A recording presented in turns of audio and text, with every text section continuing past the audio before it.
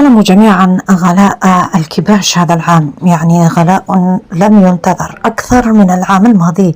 لم تتمكن العائلات الجزائرية من شراء أضحية العيد وكسب الأجر، ولكن إنما الأعمال بالنيات، ولا يكلف الله نفسا إلا وسعها.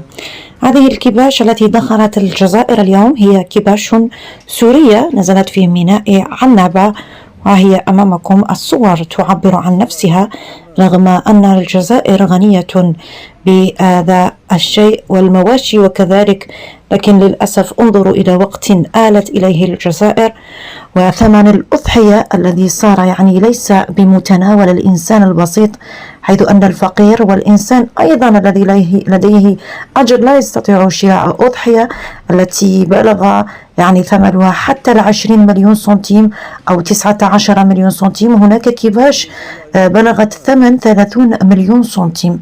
لكم التعليق أعزائنا المشاهدين.